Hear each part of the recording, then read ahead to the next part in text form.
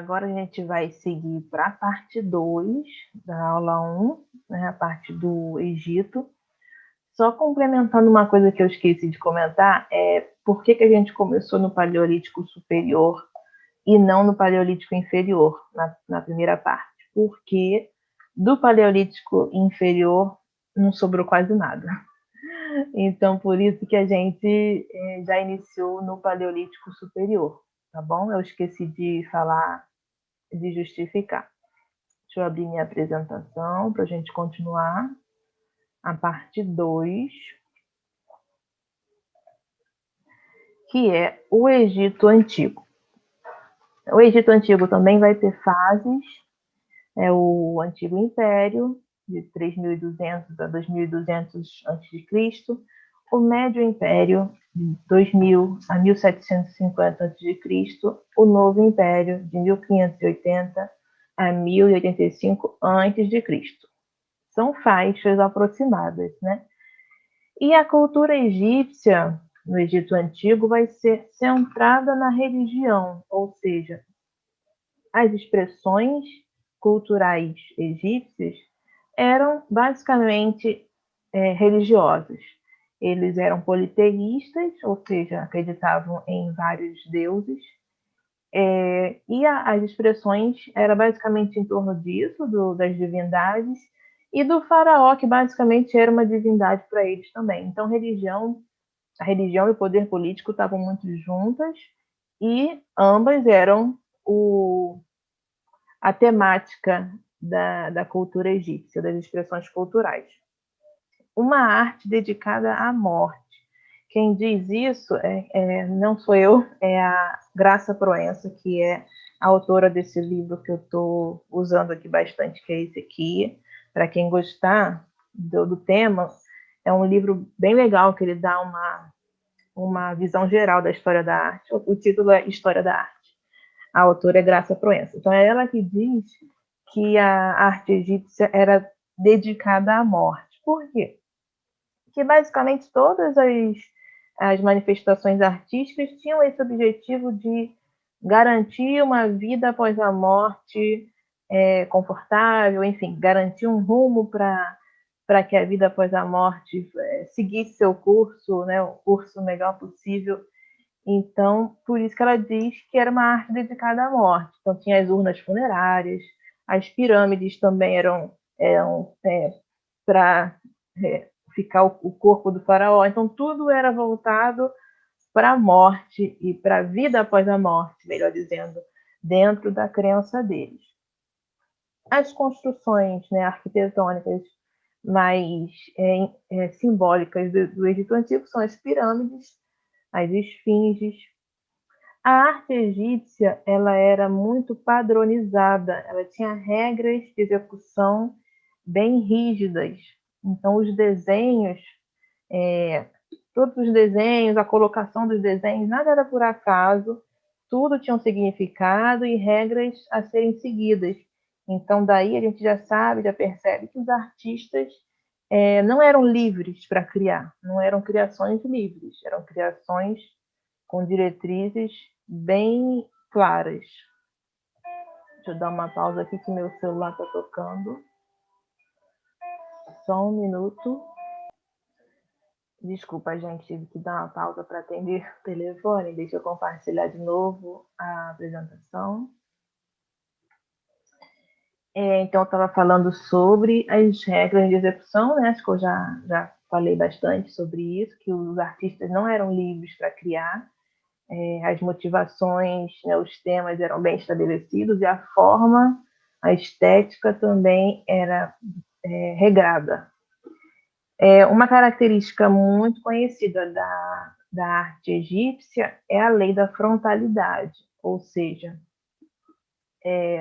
vou mostrar no próximo slide, mas o tronco da representação das pessoas era de frente para o espectador e o restante era de lado. Por isso que tem aquela expressão fazer a egípcia, né? Porque o tronco está de frente, o rosto está de lado, as pernas estão de lado. Essa era uma regra na expressão artística egípcia. Sem ilusão da realidade. Então, eles não queriam que as pessoas achassem que o desenho era uma pessoa de verdade. Então, isso era uma forma, essa lei da frontalidade, era uma forma de deixar claro que aquilo não era uma pessoa de verdade, que era uma representação. De alguma forma, eles sentiam a necessidade de deixar isso claro, né, que aquilo não era alguém de verdade. A queda do Egito Antigo vai ser devido a invasões sucessivas de povos diferentes, primeiro os etíopes, os persas, os gregos e, por fim, os romanos, e assim acaba esse império do Egito Antigo. Então, aqui do lado esquerdo, a gente tem o Império Egípcio, né?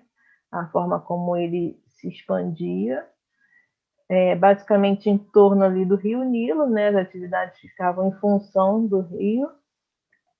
Aqui do lado direito tem o Egito como ele é hoje, como é a configuração geográfica do Egito atualmente. Tem aqui o canal de Suez, onde ficou o navio entalado, fez o engarrafamento dos navios, ele é bem estreitinho realmente, o canal de Suez. Então essa é a diferença aí que nós temos. As famosas pirâmides, né? Essa pirâmide da esquerda, a pirâmide de Djoser, não sei se eu estou pronunciando certo, ela é uma das mais antigas, se não a mais antiga. Você vê que ela é um pouco diferente do que as que vieram depois. Ela tem esses degraus, né? Como se fossem uns degrauzinhos, e depois esses degraus nas pirâmides seguintes não tem. Não tem como a pirâmide de Kelps. Está aqui do lado direito, que ela é gigantesca, né? Dá para ver pelo tamanho das pessoas. As pirâmides eram basicamente, como dá para ver bem aqui na imagem da direita, rochas empilhadas, sem cola. Então, assim, era uma técnica aí muito sinistra que eles tinham, que empilhava as rochas e elas ficavam e estão lá há milhares de anos, com algumas erosões, naturalmente, mas estão em pé. Esfinge do faraó Khafre, então essa é uma das famosas esfinges, né, que também, apesar da erosão, ainda resiste. Tudo isso homenagem aos faraós e uma forma de garantir que a vida após a morte deles fosse boa para eles, que, enfim, que os servos continuassem servindo eles de alguma forma do outro lado da vida. Era realmente uma arte voltada para a morte. Também é gigante essa esfinge, tem aqui 20 metros de altura e 74 metros de comprimento. A esfinge de Kelps, que eu mostrei aqui, tem 146 metros de altura e ocupa uma superfície de 54.300 metros quadrados, ou seja, grande pra caramba. Aqui, do lado esquerdo, tem pinturas, né, exemplo de pintura. Como eu falei, o tronco fica de frente para a gente, o espectador, e o restante de lado. O rosto de lado, os pés e as pernas de lado também. Da mesma forma, do lado direito é um chamado baixo relevo, que eles vão cavando, assim, né? É pintado também, mas ele é feito na superfície, na parede, de modo que ele fica em baixo relevo com relação à parede. Da mesma forma, tronco virado para o espectador, rosto e pernas de lado. E aí, como já tem a escrita, tem os hieróglifos junto com os desenhos, né? Os símbolos ali junto com os desenhos. Escultura. A escultura egípcia clássica é essa do lado esquerdo. As pessoas de frente para o espectador, bem rígidas, sem expressão facial, bem rígida mesmo, né? Braço, perna, tudo assim reto. Essa era a escultura egípcia clássica. O método, a regra era essa do lado esquerdo. A do lado direito eu coloquei aqui como uma contraposição, porque essa é uma que está fora da regra. Teve um determinado faraó no Egito que ele meio que liberou geral das regras. Tá liberado. E aí a galera deu uma mudada na forma de fazer e depois o faraó seguinte falou, não, volta tudo. Volta para as regras. Mas aí, essa do lado direito, que chama escriba sentado, ela é uma escultura que foge à regra estabelecida previamente, que mostra um cara sentado, e não em pé, duro, né? Tá sentado, tá fazendo alguma coisa, tá escrevendo, que normalmente nas esculturas eles não estão fazendo nada, eles estão só, né, parados, posando igual o manequim. Então aqui ele está escrevendo e ele tem uma certa expressão facial, que na escultura normalmente não tinha expressão nenhuma. Aqui ele está com uma cara assim, um sorrisinho meio Mona Lisa. Então essa escultura do escriba sentada é uma fuga da regra, porque a regra mesmo é essa imagem do lado esquerdo.